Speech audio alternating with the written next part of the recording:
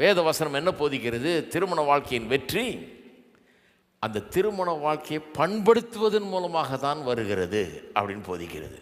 1 கொரிந்தியர் 3ஆம் அதிகாரத்துக்கு போனீங்கன்னா சபையை குறித்து பேசும்போது அதை ஒரு பண்ணைக்கு ஒப்பிட்டு பேசுகிறார். 9ஆம் வசனத்தில் பாருங்கள், பவுல் சொல்கிறார், நாங்கள் தேவனுடைய உடன் வேலையாட்களாக இருக்கிறோம், கோவர்க்கர்ஸ். தேவனோடு கூட சேர்ந்து வேலை செய்கிறோம். எதில் வேலை செய்கிறோம்? ஒரு பண்ணையில் வேலை செய்கிறோன்ற மாதிரி சொல்கிறார். நீங்கள் தேவனுடைய பண்ணையும் தேவனுடைய மாளிகையுமாய் இருக்கிறீர்கள் அப்படிங்கிறார். அப்போ நீங்கள் தான் பண்ண விசுவாசிகளை பார்த்து சொல்கிறாரு, நாங்கள் தேவனோடு கூட உடன் ஊழியக்காரர்கள்.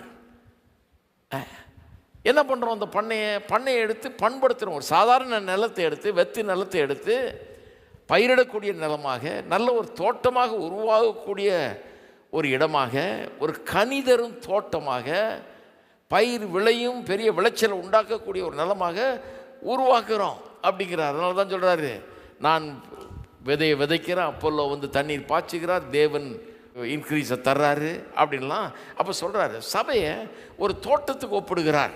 தோட்டம்னா பண்படுத்தப்பட்ட ஒரு நிலம், அதுதான் தோட்டமாக இருக்க முடியும்.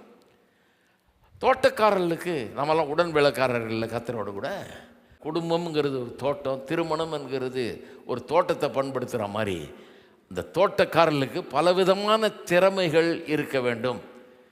என்ன திறமைகள் இருக்க வேணும்? உழ வேண்டும், நட வேண்டும், விதையை விதைக்க வேண்டும், அப்புறம் தண்ணி பாய்ச்ச வேண்டும், உரம் போட வேண்டும், அப்புறம் களை எடுக்கணும், அப்புறம் வேண்டாதெல்லாம் வெட்டி எடுக்கணும்.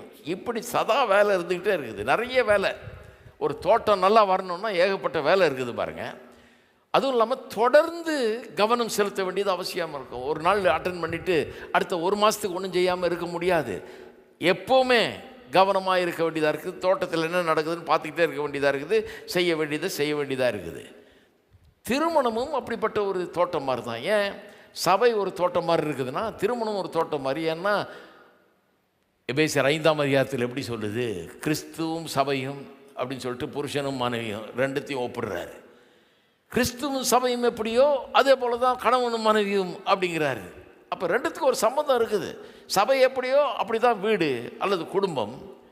அப்போ சபை ஒரு பண்ணையை போல் இருக்கும்னா குடும்பம் ஒரு பண்ணையை போல தான். பண்படுத்துகிறதன் மூலமாக தான் அது ஒரு அருமையான கனிதரும் நல்ல விளைச்சலை உண்டு பண்ணக்கூடிய ஒரு வாழ்க்கையாக அது மாறும்.